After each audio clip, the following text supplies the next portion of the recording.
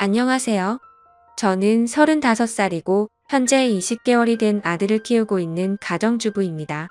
제가 이 사연을 적게 된 이유부터 말씀을 드리면 제 남편은 바람을 피웁니다.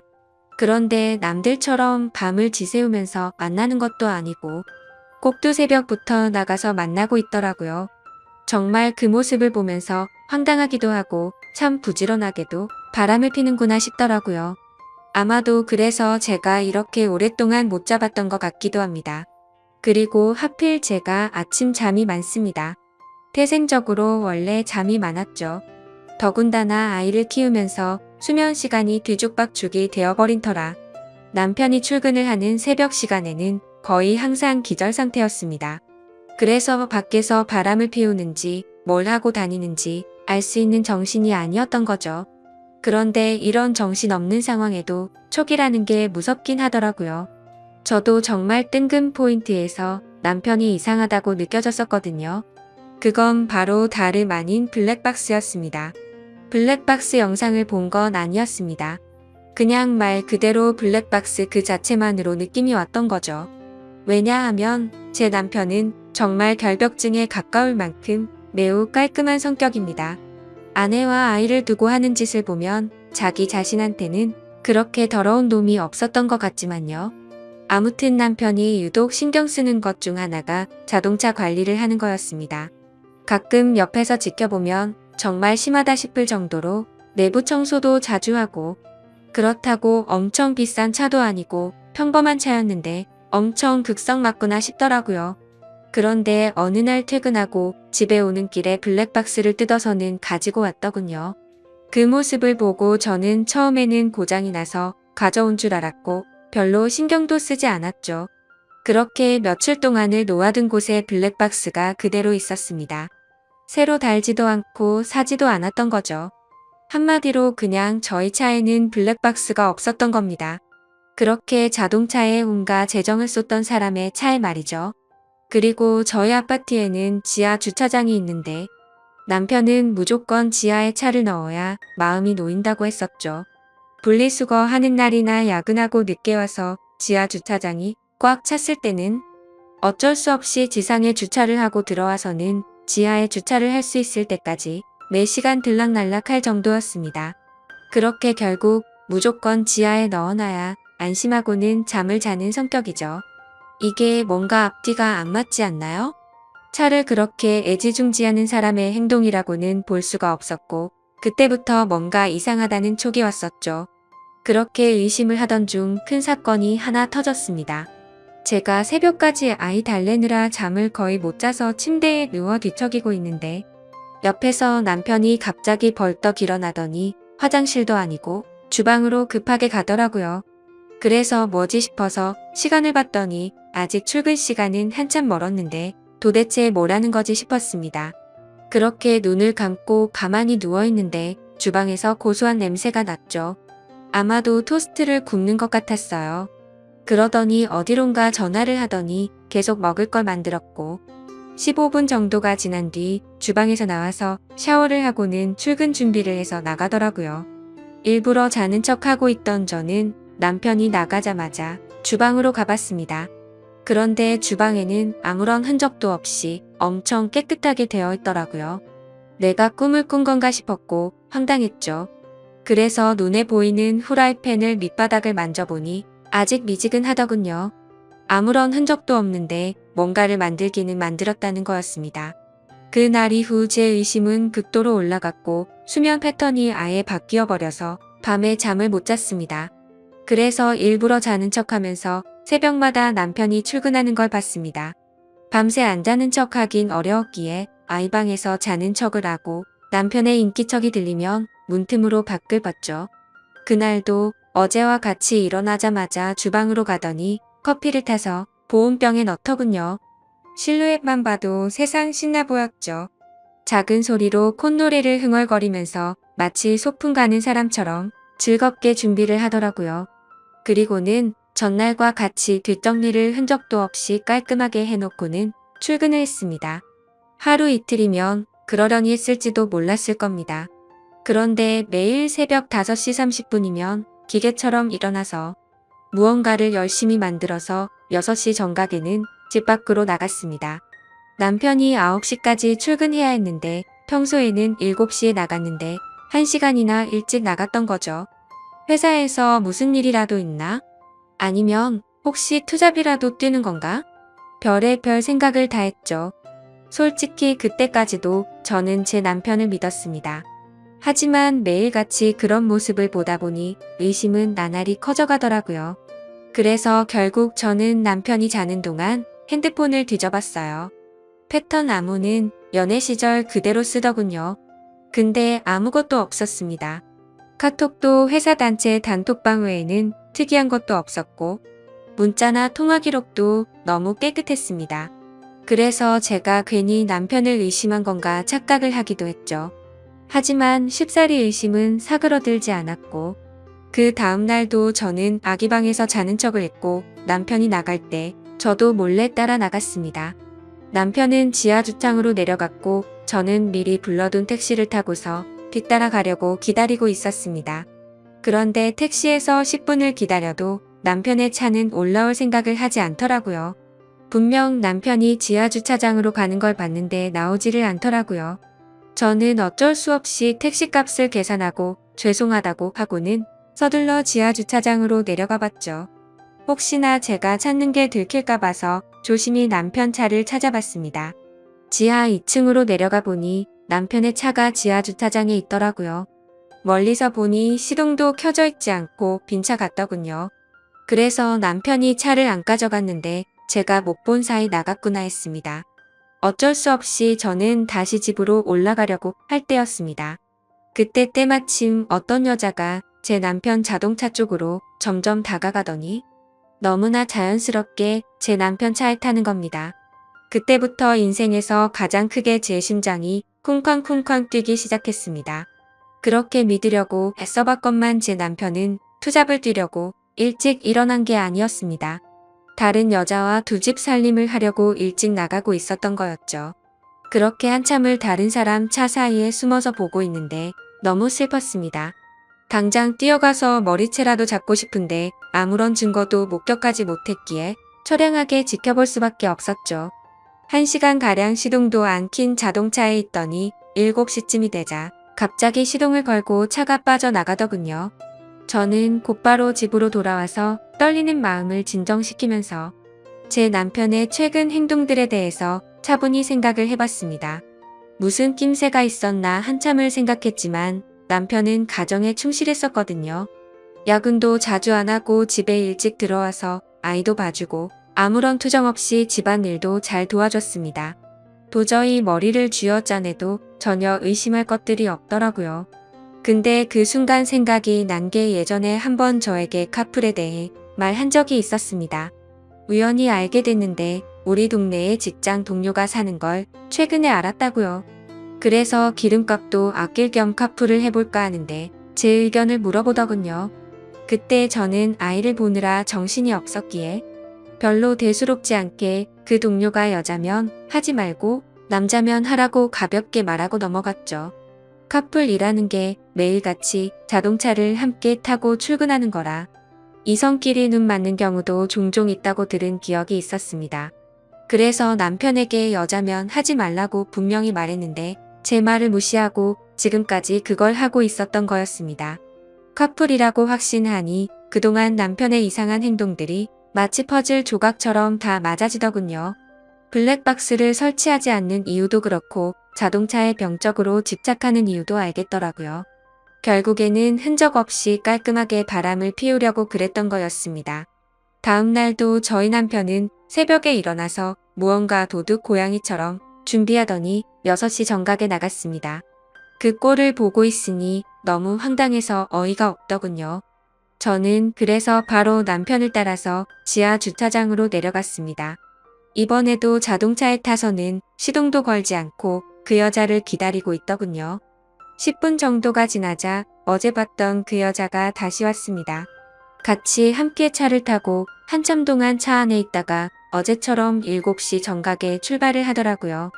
저 여자도 참 부지런하네요. 매일 그 시간에 와서 저짓거리를 하다니. 일찍 일어나는 새가 바람도 잘 피우는 것 같네요. 이번에는 두 눈 부릅뜨고 제대로 끝까지 지켜봤습니다. 멀리서 몰래 보다 보니까 자세히 보이지는 않았지만 두 개의 동그란 머리가 하나로 뭉쳐지는 건 정확하게 보였습니다. 그냥 이건 확실하다는 확신을 줬었죠. 둘이 차 안에서 그 짓거리를 하고 다닌 거였습니다. 그걸 보는 순간 저도 모르게 화가 나서 눈이 뒤집힐 뻔했고 저도 모르게 눈물이 났습니다. 남편의 불륜이라는 걸 직접 겪어보니 분노가 머리끝까지 치밀어 오르더라고요. 그동안 남편이 제게 이상하게 대한다거나 갑자기 잘하려고 했던 상황들을 하나씩 차근차근 생각해보니 저 여자랑 차 안에서 바람을 피우느라 찔려서 그랬구나 싶은 생각에 정말 돌아버리겠더군요. 저는 곧바로 친정엄마에게 연락을 해서 병원에 다녀온다며 아이를 좀 봐달라고 부탁을 드렸고 아이를 친정에 맡긴 뒤 저는 곧바로 변호사 사무실을 찾아갔습니다. 변호사분과 이야기를 한참 동안 해봤지만 결론은 그거였습니다. 깔끔하게 하는 게 제 심신에 좋을 거라며 위자료 2천만 원의 양육비 받고 이혼을 하는 걸 추천하더라고요. 그 이야기를 듣자 너무 억울하고 분통이 터지더군요. 어떻게 남편이 타고 다니는 자동차 가격보다 낮은 금액으로 내 인생 날린 걸 퉁치려고 한다는 게 말이 됩니까? 그래서 저는 일단 다시 연락드린다고 말하고는 변호사 사무실을 나왔습니다.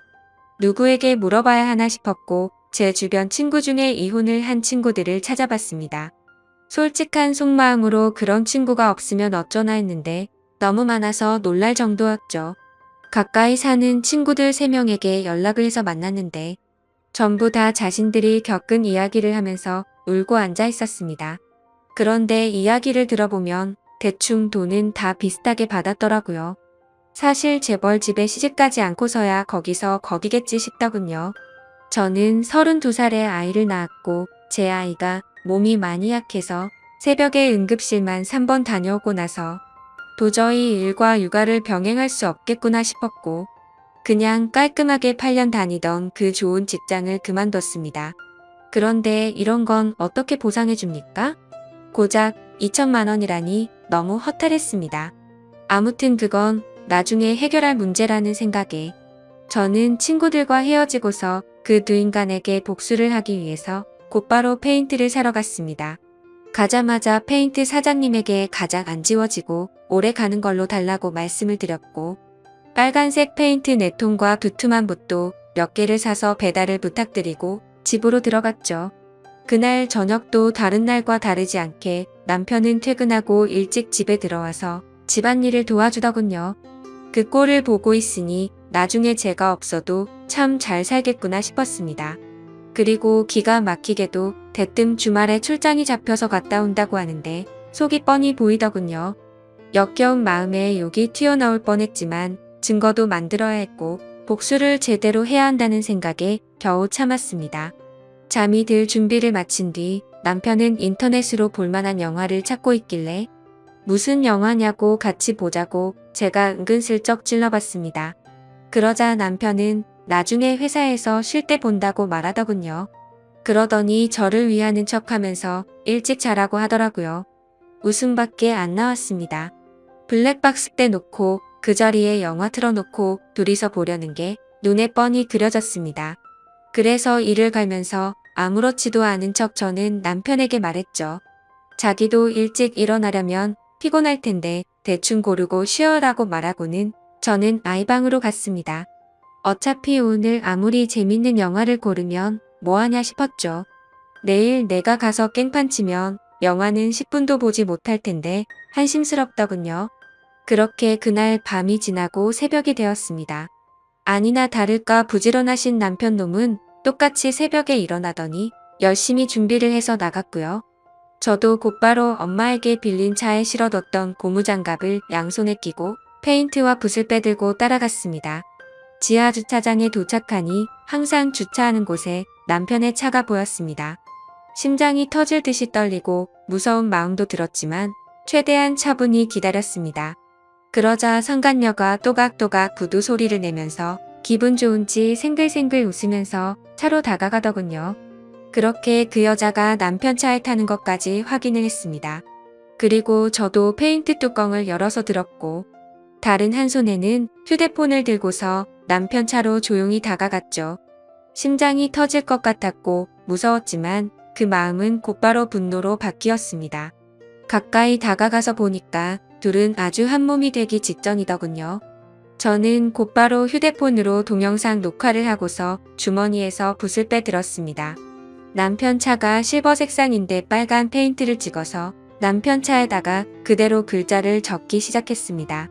진짜 그 순간 엄청나게 통쾌했고 페인트가 기가 막히더군요. 저는 그곳에다가 불륜남과 상간녀가 타고 있어요 라고 적었습니다. 빨강색 글씨에 큼직하게 써서 멀리서도 곧바로 보이겠더라고요. 자동차 앞 유리에도 글자를 적기 시작했어요. 조수석 부분에는 상간녀라고 적었고요. 운전석에는 불륜남이라고 또박또박 적어놨습니다. 차 안에 두 사람은 멍하니 깜짝 놀라서 멍하니 저만 바라보고 있더라고요. 너무 역겨운 마음에 저는 그 두 사람을 쳐다보지도 않았습니다. 그렇게 바로 자동차 뒤로 가서 우리 지금 바람펴요 라고 적어줬고요. 트렁크에다가는 바람피는 유부남이라고 적었습니다. 그렇게 실컷 페인트칠을 마치고 나서 조수석으로 다가가서 유리창을 톡톡 두드렸습니다. 당장 열어라, 망치 갖고 와서 깨부셔버리기 전에라고 말하자 운전석에 있던 남편이 내리더군요. 남편은 차에서 내려서는 가까이 오지도 못하면서 오해라고 난리가 났고요. 저는 붓을 들고 너한테도 온통 페인트질 해줄 테니 가까이 오라며 네가 인간이냐고 소리를 질렀습니다. 그렇게 난리가 났는데도 그 상간녀는 끝까지 차에서 내리지 않더라고요. 저는 너무 열이 받아서 붓으로 유리를 툭툭 치면서 당장 나오라고 소리를 질렀습니다. 결국 소리를 질러대다 보니 아파트 주민 신고로 저희 세 사람은 경찰서로 갔습니다. 그제서야 그 역겨운 상간녀 얼굴을 가까이서 마주하게 되었던 거죠. 조금 뒤에는 상간녀의 남편 같은 사람이 경찰서로 뛰어들어왔고요. 저는 다른 계획이 있었기에 아무 말도 하지 않고 가만히 냅두고 있었습니다. 제 남편과 이 여자가 저를 어떻게 신고하겠어요? 저는 바쁘니까 알아서 하세요라고 말하고는 경찰서에서 나와버렸습니다. 그리고 몰래 숨어서 지켜보고 있으니 제 남편과 그 상간녀는 같이 출근을 했고 저는 그 상간녀의 남편을 뒤따라 갔습니다. 따라가 보니 저희 바로 옆 동에 살고 있더라고요. 엘리베이터 올라가는 층 수까지 확인을 마친 뒤에 저는 곧장 친정집으로 갔습니다. 그날은 휴대폰을 꺼버리고 거기서 아이와 있었죠. 그리고 다음 날 새벽 저는 다시 저희 동네로 갔습니다.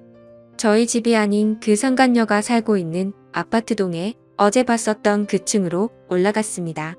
그리고 거기서 조용히 기다렸습니다. 그렇게 6시가 조금 지나자 신발을 신는 소리가 들렸고 한쪽 현관문이 열리더라고요. 오늘은 늦게 나오겠지 싶은 생각도 해봤지만 이것들이 아직도 정신을 못 차렸나 봅니다. 나오는 사람은 어제 봤었던 상간녀가 맞았고요. 그 상간녀는 문 앞에 서 있는 저를 보고 소리를 지르면서 그 자리에서 주저앉아 버렸습니다.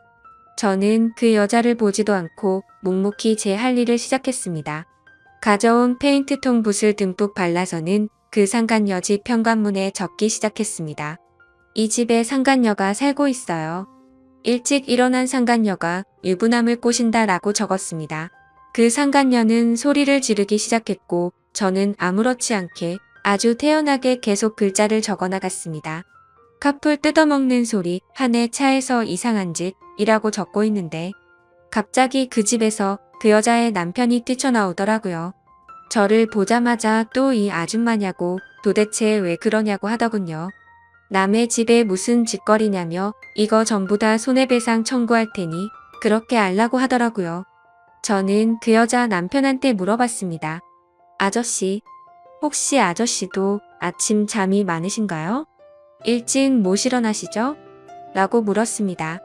그러자 그게 무슨 소리냐며 아침 잠하고 이 짓이랑 무슨 상관이냐며 화를 내더군요. 저는 제 핸드폰을 꺼내서 어제 녹화한 영상을 보여주면서 말했습니다. 아저씨 와이프랑 내 남편 놈이랑 꼭두 새벽마다 만나서 그렇게 부지런하게 자동차에 둘이 달라붙어서 카풀인지 뭔지 바람을 폈어요. 아저씨도 정신 차리세요. 라고 했죠. 그때 때마침 제 남편에게서 전화가 오더라고요. 전화를 받자마자 지금 어디냐고 버럭 소리를 지르더라고요. 안 그래도 열받는데 저를 또 건들더군요. 그래서 제가 한마디 했습니다. 야, 다음에는 네 차례야. 너는 회사에서 딱 기다리고 있어라. 내가 페인트통 들고 지금 바로 갈 거니까. 그 시각이 아침 7시였는데 그 여자 집 앞에서 소리를 지르고 있었습니다. 또 다시 주민 신고가 들어갔는지 곧바로 아파트 경비 직원분들이 올라왔고 저는 강제적으로 그 사람들에게 떠밀려서 엘리베이터에 올라탔습니다. 1층으로 내려가니 제 남편이 이쪽으로 뛰어오고 있더군요. 이젠 더 이상 그 자동차 안에서는 못 기다리나 봐? 라고 했더니 남편이 그러더라고요. 적당히 좀 해라며 동네 창피하게 아침마다 뭐 하는 거냐고요. 그 말을 듣는 순간 피해자 코스프레를 하길래 너무 역겨워서 구역질이 날 것 같았고 정말 너무 화가 났습니다. 그래서 저는 곧바로 소리를 지르면서 말했습니다. 그럼 내가 아침마다 동네에서 한 짓은 뭐냐고 물었고 주차장에서 그 짓거리 한 건 당당하냐고 소리 질렀습니다. 그러자 남편이 제 행동이 질린다면서 제가 원하는 대로 이혼해준다며 되려 큰 소리를 치더라고요. 아무리 간통죄가 없어졌다고 해도 저렇게 당당하게 이혼을 해준다라는 소리가 나오는 게 어이가 없었습니다. 저는 더 이상 분노를 참을 수가 없었고 들고 있던 페인트붓으로 남편의 뺨을 쳐버리고 돌아서서 갔습니다. 그때부터 저는 이제 정말 무서운 게 없다는 걸 깨달았죠. 그러자 남편은 뒤에서 온갖 욕을 하면서 동네가 떠나가라 소리를 질러대더라고요. 저는 가볍게 그 말을 무시해버리고 곧바로 택시를 타고 친정집으로 갔습니다. 가서 씻고 나서 마음도 진정시킨 뒤에 본격적으로 이혼 준비를 시작했습니다. 최근에 만났었던 이혼한 친구들을 한자리에 다시 불러서 얘기를 듣는데 정말 처참하더라고요. 제가 앞으로 몇 달 뒤면 저 친구들과 같은 모습이 될 거라는 생각에 암담해졌습니다. 이제 슬슬 좀 현실이 보이더라고요. 제가 이혼을 한다는 것도 그렇고 앞으로는 혼자서 아이를 키워야 한다는 것도 이제 좀 와닿았습니다. 그리고 나서 저는 다시 변호사들을 찾아다녔습니다. 하지만 여러 곳을 다녀봤지만 현실적인 위자료 금액은 거의 비슷하더군요. 그 못된 상간녀에게 받을 수 있는 금액도 비슷했고요. 그런데 그 돈을 받는다고 해서 제가 받은 충격과 분노가 도저히 풀리지는 않을 것 같더라고요. 저는 또다시 복수를 하겠다고 각오를 다졌고 빨간 페인트를 들고서 상간녀의 회사로 찾아갔습니다. 제가 연락을 하자마자 상간녀는 총알같이 로비로 튀어나와 있더라고요. 제가 또 어떤 글자를 어디에 적을지 무서웠겠죠. 저를 보자마자 제 손을 잡고는 로비에 있는 커피숍으로 끌고 갔습니다. 테이블에 앉자마자 상간녀가 저에게 말하더군요. 자신이 저번에는 경황이 없어서 가만히 있었는데 적당히 하라고 하네요. 참는 것도 한계가 있다면서요. 그리고 왜 당신 남편은 가만두고 자신한테만 그러냐면서 합의금이든 위자료든 원하는 게 줄 테니까 자신은 좀 내버려 두라고 뻔뻔스럽게 말하더군요. 아무튼 그 여자가 그렇게 당당하게 돈 이야기를 먼저 하길래 제가 얼마나 줄 거냐고 물어봤습니다. 그러니 본인도 여기저기 알아보니 1,500이면 충분한데 2,000까지 해준다고 하더군요. 여기서도 2천만 원이라는 소리를 들으니까 갑자기 화가 확 나더라고요. 그래서 저는 내 등에 가격표라도 붙어있냐고 왜 가는 곳마다 나한테 2천만 원 거리냐고 했습니다. 내 35년 인생 가격이 고작 2천만 원이냐고 소리쳤고 그 돈은 걔나 주라고 말했습니다. 나는 내 방식대로 풀고 싶으니까 시간 없는 나 붙잡고 헛소리 짓거리지 말고 당장 네 사무실로 올라가게 앞장서라고 말했습니다. 그러자 그제서야 그 당당했던 여자가 공손해지더라고요. 제 팔을 붙잡으며 제가 잘못했어요. 제가 어떻게 하면 화가 풀리시겠어요? 라며 저에게 매달리더군요. 그래서 저는 말했습니다. 나는 배운 여자라 글을 써야만 풀려. 네 사무실에 상간녀라고 도배를 해야 풀리겠으니까 당장 앞서라고요. 그러자 상간녀는 갑자기 제 페인트통을 잡고 펑펑 울면서 제발 살려달라며 자신이 잘못했다고 하더군요. 그렇게 로비 한복판에서 그런 일이 벌어지다 보니 지나가는 사람들이 슬슬 저희 쪽으로 몰리더니 웅성거리기 시작했습니다. 그때 또다시 제 남편에게서 전화가 왔습니다. 제가 저번에 회사 간다고 질러놔서 그런지 불안했는 것 같더라고요. 전화를 받아서 말했습니다. 나 지금 너희 회사 로비였는데 네 상간녀 사무실 들렸다가 네가 있는 곳 가주겠다고 말했죠. 통화를 듣고 있던 상간녀는 이제 아주 제 페인트통을 끌어안고 펑펑 울면서 잘못했다고 살려달라고 하더군요. 주변을 둘러보니 회사 경비분들도 이제 슬슬 저에게 다가오고 있었습니다. 요즘 참 태어나서 처음으로 경비하시는 분들이 저를 무지 좋아하는 것 같더군요. 상황을 보니까 어차피 상간녀 사무실로 들어가긴 힘들어 보였습니다. 그래서 로비에서 끝장을 봐야겠다라는 생각이 들어서 사람들 다 들으라는 듯 큰 소리로 말했습니다. 바람은 네가 내 남편이랑 폈는데 내가 왜 용서를 해야 하냐며. 내 20개월 된 아들 인생은 앞으로 어쩔 거냐고 소리쳤습니다. 내 아들은 앞으로 지 아빠도 편하게 못 보는데 그건 어떻게 할 거고. 한 가정을 처참하게 부숴놓고 말로만 미안하다고 하면 끝이냐고. 미안하면 당장 꿇어서 제대로 사과하라고 했죠. 그러자 사람들이 너무 많이 모여서 그 여자도 눈치가 보이는지 망설이고 있더군요. 그래서 저는 그 여자에게 다가가서 끌어안고 있는 페인트통 뚜껑을 확 열어버렸습니다.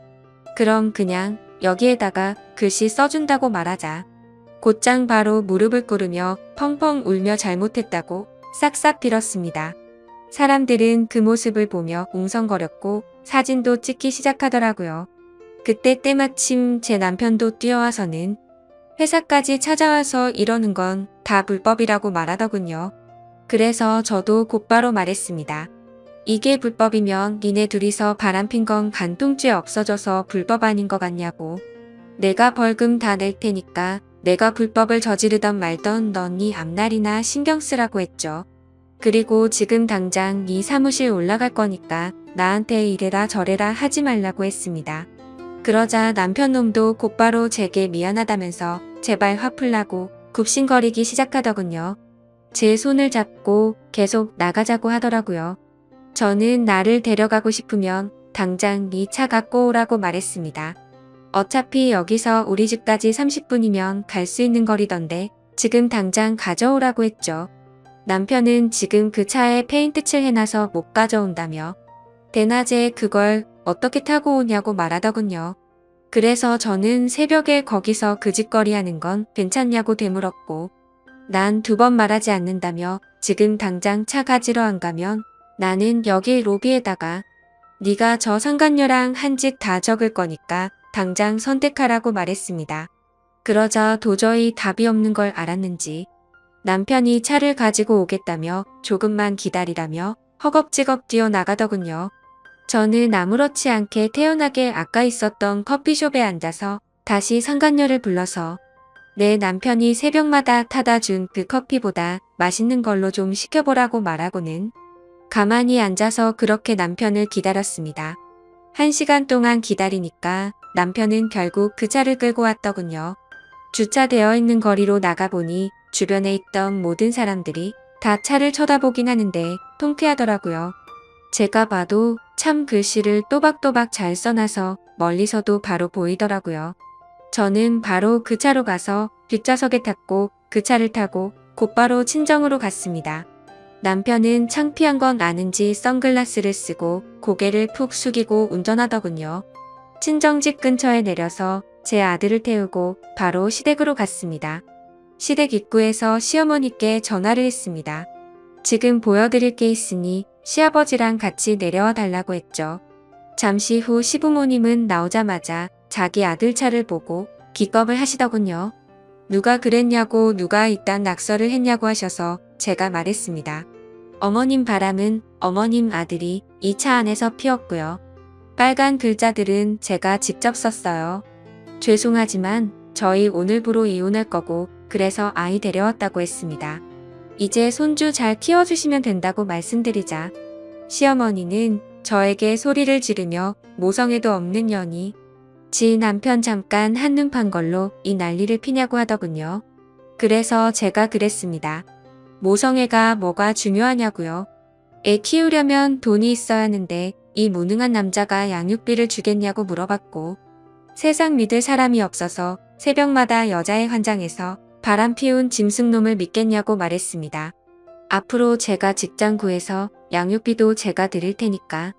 어머님은 손주 잘 키워달라고 말하고는 뒤돌아서 걸어갔습니다.